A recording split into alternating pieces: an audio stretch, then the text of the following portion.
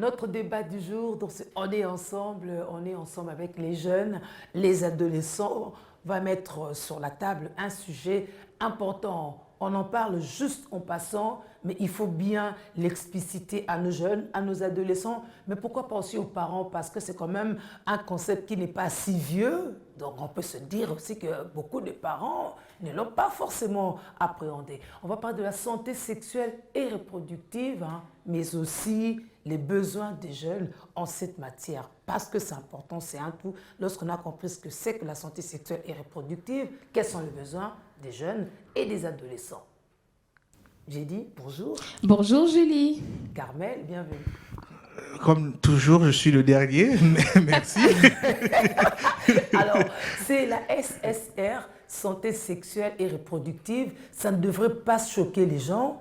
C'est une part de la santé. Oui, en principe, ça ne devrait pas choquer parce que ça fait partie du corps humain, de la santé globale de la personne, qui est à la fois physique et mentale. Mais le problème avec la question de la sexualité, c'est que très souvent, quand on dit sexualité, les gens voient sexe. Or, sexualité n'égale pas sexe. La sexualité est encore plus globale, en fait. Ça prend en compte tout ce qui est lié aux transformations pendant l'adolescence, tout ce qui est lié aux menstruations, tout ce qui est lié à la contraception, par exemple, aux grossesses précoces. Toutes ces questions-là, en fait, aux maladies qui vont avec maladies ça, sexuellement transmissibles, VIH, gonorrhée, ainsi de suite. Donc, toutes ces maladies-là sont compris, en tout cas, sont abordées dans le cadre de la santé sexuelle et reproductive. Donc, ce n'est pas que l'acte sexuel parce ou les que la rapports santé sexuels... sexuelle, elle, aboutit à cette reproduction. Il faut l'entretenir. Voilà. Ah ben oui, même si on ne veut pas se reproduire ou on ne veut pas avoir des activités sexuelles, mais au moins, on doit être bien en bonne santé sexuelle et reproductive. Oui, exactement. Voilà. Ouais. Donc, c'est pas même si tu n'as pas envie d'avoir d'enfants, c'est pas pour autant que tu vas mal gérer tes cycles menstruels. Parce que justement, si tu n'as pas envie d'avoir d'enfants, c'est parce que tu gères en responsable ta santé sexuelle et reproductive, justement. Il faut une éducation sexuelle complète pour appréhender ça. Exactement. C'est même la raison pourquoi Carmel et moi, nous sommes ici sous ces plateaux pour informer. L'information est générale, en fait. Tout le monde a besoin d'être informé. Tous les jeunes doivent être informés sur la question de la santé sexuelle et reproductive. D'ailleurs, des adolescents et des jeunes. Pourquoi pensez-vous qu'ils aient besoin d'être informés alors qu'il y a quand même des cours d'éducation à la vie en classe? Oui, en fait, je pense que notre présence ici agit en complément à ce qu'ils ont déjà appris. Et peut-être même recadrer les choses parce que c'est pas tout ce qu'ils ont appris sur la santé sexuelle qui est vrai. Voilà. Là, je vois l'éducation diffuse et tout. Donc, on est vraiment là pour interpeller la jeunesse. Pourquoi c'est important? Parce qu'un jeune qui est mieux informé adopte un comportement responsable sur sa santé sexuelle. Déjà, en général, quand on est informé sur quelque chose, on agit, on agit bien. À combien plus forte raison sur la santé sexuelle reproductive, qui est une question qui prend de plus en plus d'ampleur dans les chefs des jeunes aujourd'hui, avec l'évolution de choses, avec l'envie de découvrir la sexualité, le sexe. Parce qu'avant, quand même, on découvrait peut-être par le corps à corps, ça pouvait s'arrêter là. Mais maintenant, il y a aussi des outils de l'information, de la communication qui s'offrent directement aux jeunes, qui leur donnent une panoplie tellement variée. Il faut recadrer tout ça. Voilà, on suit n'importe quelle vidéo sur Internet et tout. Chacun découvre de sa façon et tout. Peut-être même on reçoit pas seulement la mauvaise information, l'information qu'on ne devait pas recevoir en fait. Donc c'est très important de parler sur cette question et j'ai aimé comment Carmel a recadré les choses. Sexualité n'est pas égale seulement au sexe, c'est vraiment un tout qui comprend toute l'évolution du corps humain, les cycles menstruels, tout ce qui est lié à notre santé en général. Et je crois qu'on connaît ce passage des Écritures qui dit « Vous connaîtrez la vérité. Et la vérité vous affranchira. » Allons-y à la vérité. En ayant la bonne information sur les questions de santé sexuelle, vous serez libre en fait de toutes les contre-vérités, les rumeurs qui tournent autour de ces questions-là. Et moi, j'aimerais d'emblée rassurer les parents qui nous suivent. Dans cette émission, moi, j'aimerais bien que vous invitiez vos enfants à les suivre, les jeunes à les suivre, parce que nous ne faisons pas ici l'apologie de l'immoralité sexuelle. Loin de là, ce n'est pas le but. Au contraire, ce que nous voulons, c'est amener les jeunes à avoir une sexualité responsable. Et une sexualité responsable, d'emblée, initialement, c'est d'abord l'abstinence en matière d'actes sexuels, c'est l'hygiène corporelle, c'est la compréhension de tous ces phénomènes de transformation qui arrivent pendant l'adolescence et comment les gérer. Donc c'est vraiment ça initialement. Donc ne pensez pas qu'on est là pour pervertir vos enfants, mais plutôt pour les amener à la vérité. Allons-y à peu près à quelques éléments de bonne information dont devraient disposer les garçons, les adolescents, les jeunes. Alors, d'abord, il y a la puberté. La puberté, c'est une période qui commence généralement autour de 12 ans, où il y a l'apparition en fait des caractéristiques propres à chacun de sexe. Donc la jeune fille va avoir ses menstruations, le jeune garçon va commencer à avoir des pollutions nocturnes, la jeune fille va commencer il y aura des seins qui vont commencer à apparaître, elle va commencer à avoir une attirance vers le sexe opposé. Là, c'est dans les deux cas. Ouais. Il va commencer à avoir peut-être pour un besoin d'émancipation, de liberté. Ouais. Et donc, toute cette période de puberté est suivie par l'adolescence. Donc, pendant cette période-là, il y a des transformations au niveau physiologique, mais également au niveau mental de l'enfant. Donc, il est important que les enfants et les parents comprennent ça, pour qu'ils sachent que quand je vois que ma fille commence à avoir ces différents éléments-là, parce qu'elle grandit, elle est dans une certaine période, et en fonction de la période, il faut le gérer d'une certaine manière. Quand l'enfant est tout petit, on peut le chicoter pour le recadrer. Mais à un certain âge, lorsqu'il a atteint la maturité, il faut maintenant parler, discuter, échanger, lui faire comprendre pourquoi on t'a chicoté avant pour ne pas faire ça. Au lieu qu'on ne va plus maintenant te chicoter, maintenant il faut que tu comprennes que voilà, il y a ça qui va se passer. Et en fonction de cette situation, il faut que tu agisses de telle manière. Alors, il a tout ramassé chez les garçons et chez les filles, mais j'ai retenu aussi cette question d'attirance réciproque.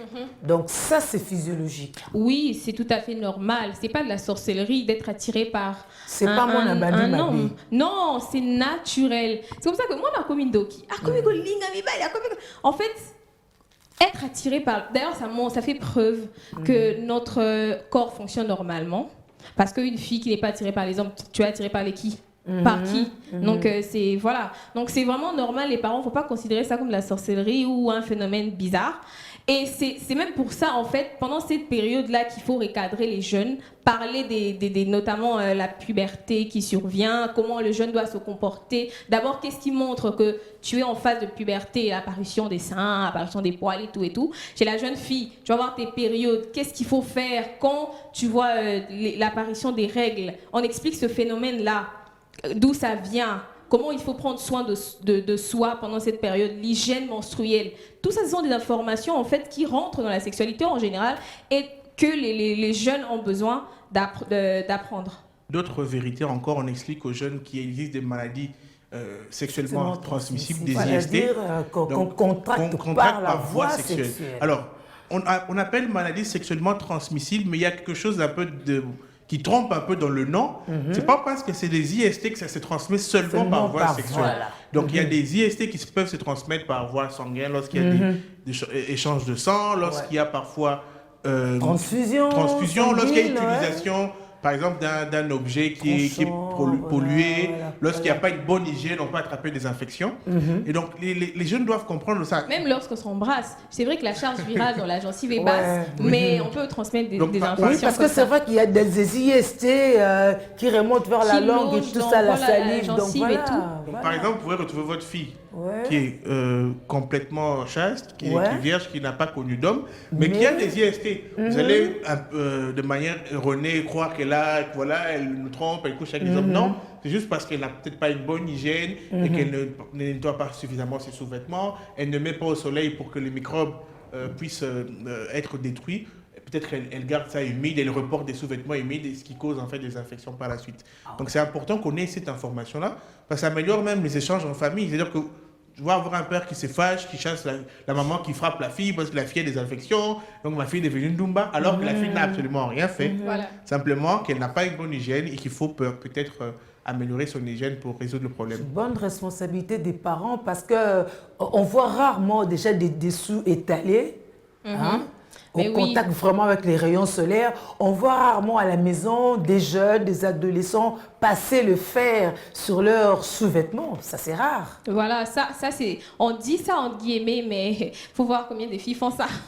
On entasse les slips dans un coin humide, il fait sombre et tout. Et même, il y a des insectes qui naissent et tout. C'est comme ça qu'on peut attraper des infections. Et ça, ce sont vraiment des bactéries, même des virus, ça dépend. Oui, sans même passer par les relations sexuelles, on attrape, comme Carmel a dit. maladies. Donc, mais moi, je pense, en fait, au-delà de ça, les jeunes ont besoin, on l'a dit tout à l'heure, d'avoir de la bonne information, mais aussi ils ont besoin d'avoir l'accès facile aux services de santé sexuelle. C'est comme ça que le ministère de la Santé, avec PENSA, a mis à disposition des jeunes, des prestataires des services, capacités sur toutes les questions santé sexuelle et reproductive, pour échanger facilement, sans complexe avec les jeunes. Parce que ça vient quand même combler un déficit, hein?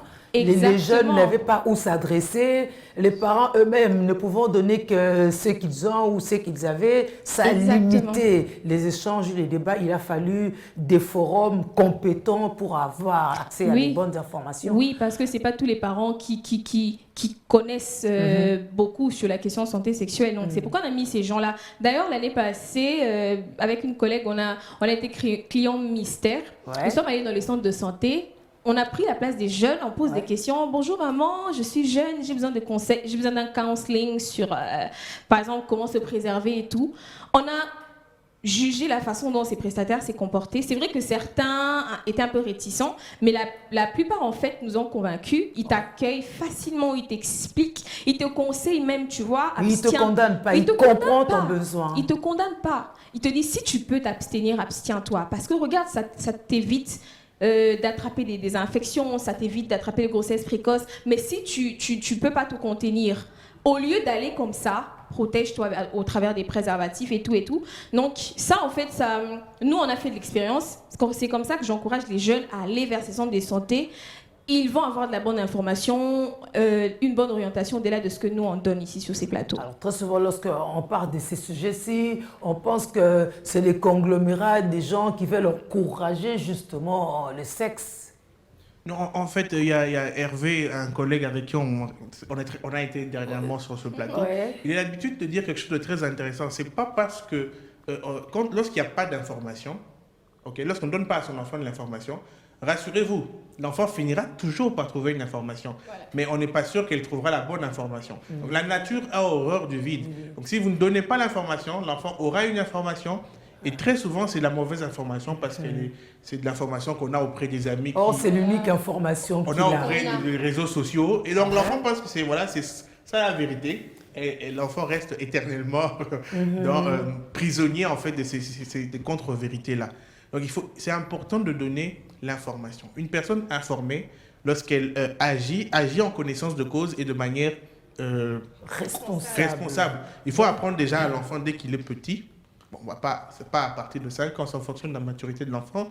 Donc on suppose par exemple que pour les jeunes filles autour de 10 ans, déjà 11 ans, on commence à leur parler des questions de menstruation.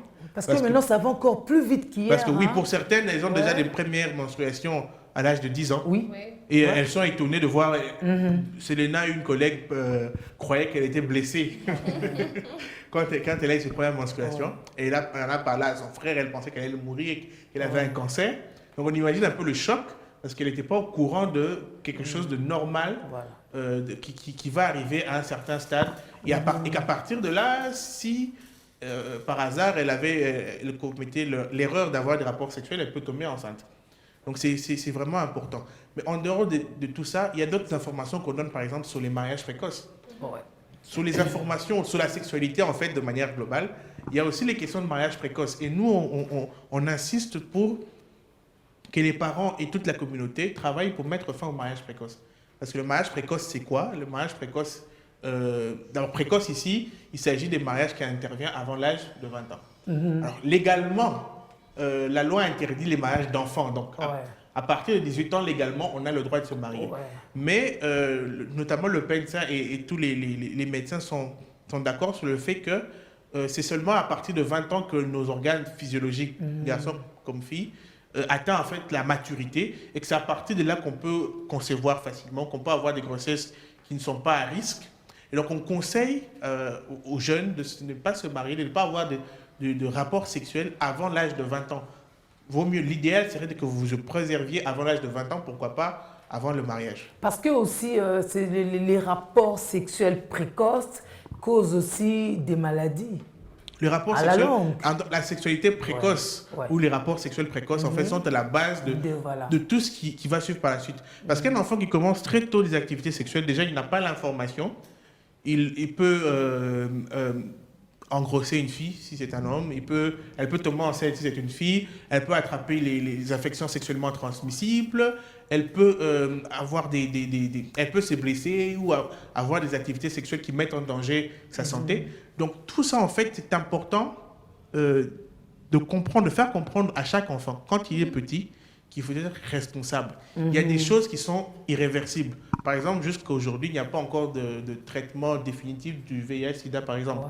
Donc, si à cause de votre activité sexuelle, à cause de quelques minutes de plaisir, vous lancez dans cette aventure et attraper le VIH, il faudra y vivre pour le moment jusqu'à la fin de sa vie avec ce virus. Alors, je suis jeune, je suis adolescente, je suis sexuellement active. Je me dis peut-être pour mettre court, je recours à la contraception, carrément. Oui, c'est vrai que nous, au départ, on conseille aux jeunes, comme Carmel a dit, de s'abstenir d'abord. Parce que quand on s'abstient en amont, on évite toutes les conséquences qui vont venir en aval. Donc, on est protégé contre les conséquences, les grossesses précoces, les IST à 100%. Mais la réalité est telle que ce n'est pas tous les jeunes qui peuvent se contenir. Il y a des jeunes qui sont activement sexuels. Et donc, à ces jeunes, on ne juge pas,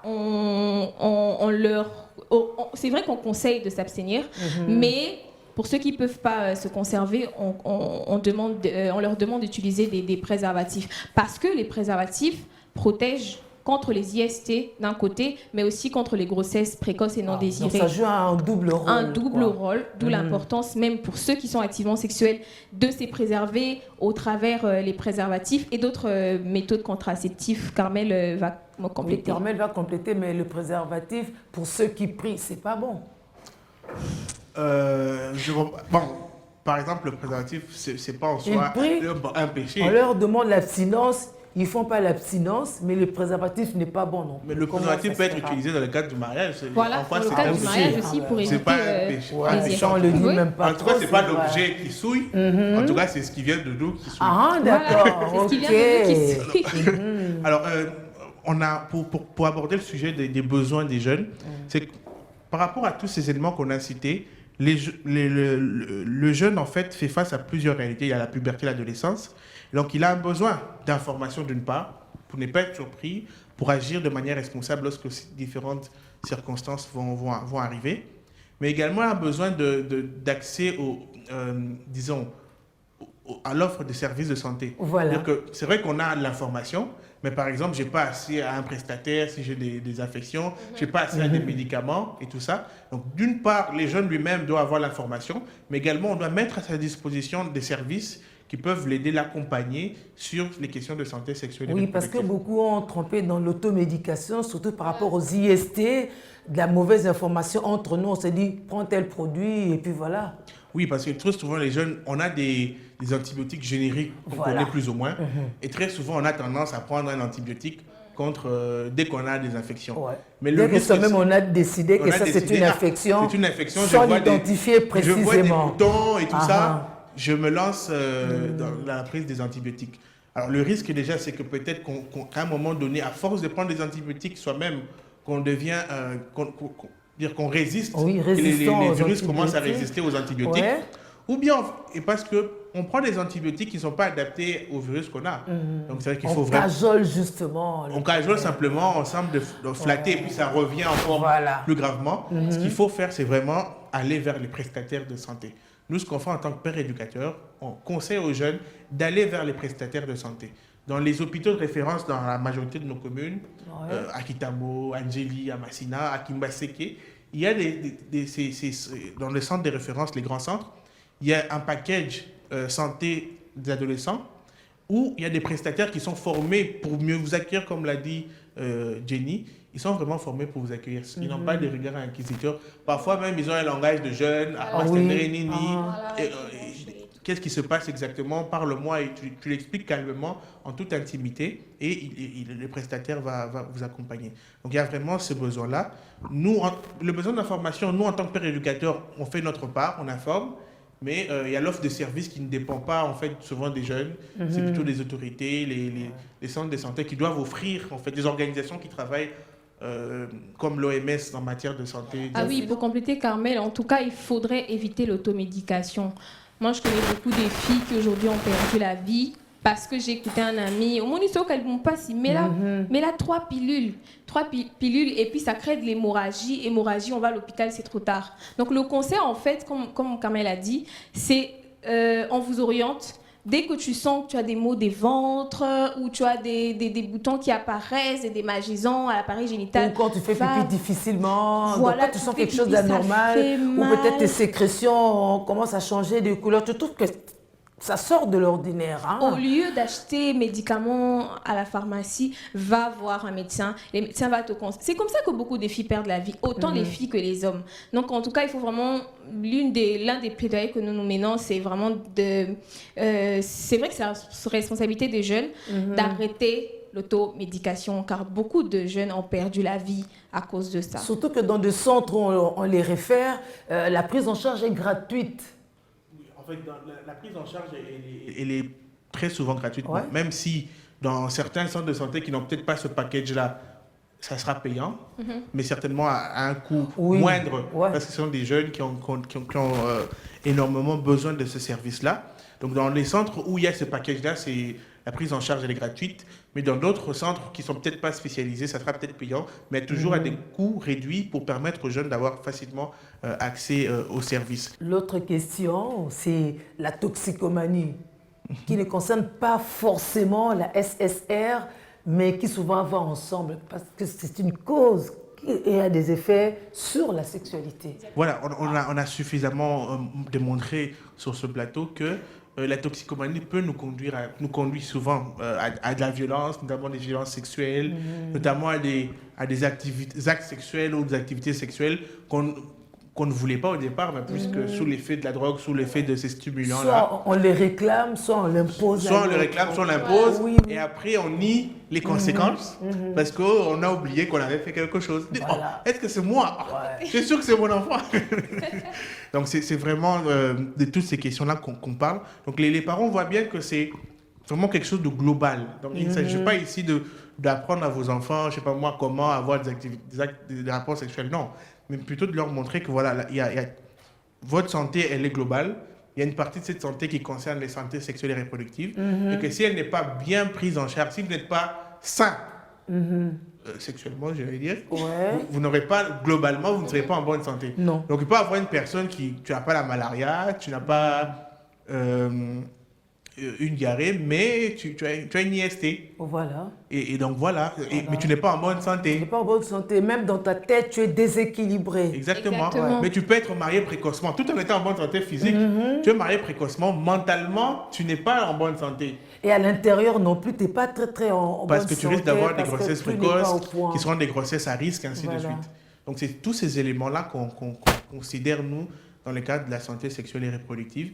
Et je pense que les parents ont compris que c'est important que les enfants aient cette information. Donc c'est facile, c'est évident aux jeunes, lorsqu'ils se retrouvent dans des centres de santé de référence, de retrouver le point PENSA, OMS, on sait les prendre en charge, c'est ça. Les centres de santé sont préparés à accueillir les jeunes sur toutes les questions, j'ai dit toutes les questions sur la santé sexuelle et reproductive. Donc, non seulement vous n'êtes pas jugés, mais aussi vous êtes compris et mieux orientés. En tout cas, les jeunes, moi, j'encourage aux jeunes vraiment au lieu de se fier aux informations qu'on reçoit par les amis. Vous savez, il y a des amis, vous dites comme ça, vous avez information, pour que toi, tu tombes dans le trou comme lui. On appelle la koya qui, ok, voilà. Au lieu au lieu de tomber dans ça, mieux serait d'avoir la bonne information. Et la bonne information, il faudra aller dans ces centres de santé qui sont même en manque des jeunes, parce que les jeunes n'y vont pas. Donc, allez-y, vous aurez autant des informations sur votre santé sexuelle pour vivre ensuite une sexualité responsable. Alors, le dernier mot te revient à toi, Carmel. Alors, moi, je finirai par parler aux jeunes en leur disant que vous avez besoin, en fait, de deux choses. D'une part, l'information et d'autre part, de l'offre de services. L'information, vous pouvez l'avoir auprès de vos pères éducateurs, mais pour avoir des informations encore plus poussées, plus précises, il faut vous rendre auprès des prestataires. Dans les centres de santé de référence de votre lieu d'habitation, il y a des prestataires qui sont formés pour vous donner la bonne information et vous accompagner. Et j'aimerais aussi parler aux autorités qui nous suivent. En fait, l'offre de service, ce n'est pas les jeunes qui eux-mêmes vont inventer cette offre-là. Donc, c'est aux autorités de de faire en sorte que dans chaque jeune, dans chaque quartier, chaque commune, ait le moyen d'avoir accès à ces services, tout ce qui est donc, lié à disponibiliser lorsqu'un jeune a par exemple des IST, qu'il sache se rendre auprès du prestataire et facilement avoir un traitement par rapport à cette IST-là. À part ça, je dirais aux parents également qu'il faut pas... En fait, la sexualité, ce n'est pas un sujet tabou. On peut l'appréhender,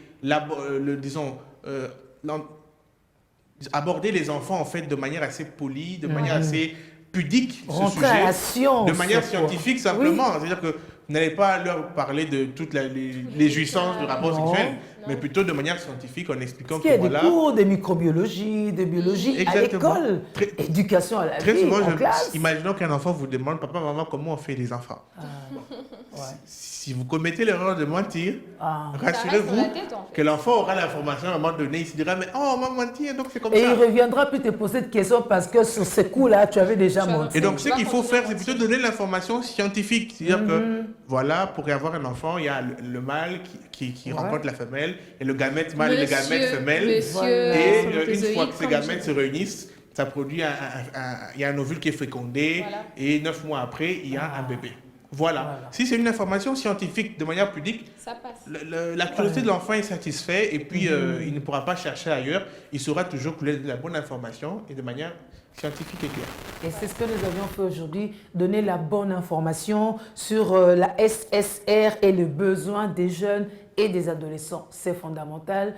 On est parmi les rares pays où justement ces besoins ne sont pas pris en compte. On est parmi les rares pays où les jeunes ne sont pas pris en compte par rapport à leur santé spécifiquement. Alors qu'ailleurs, déjà, c'est suffisamment avancé. Les jeunes vont voir les prestataires parce que ça fait partie de leur éducation. C'est normal, c'est logique. Il ne faut pas qu'un jeune, un être humain, a rencontré pour la première fois un sexologue lorsqu'il devient adulte. Donc, il y a un problème. C'est un processus qu'il faut assurer dès que les choses commencent à se mettre en place et c'est de la responsabilité de la société de pouvoir l'assurer, n'est-ce pas? Merci. Merci Julie. Et merci à vous.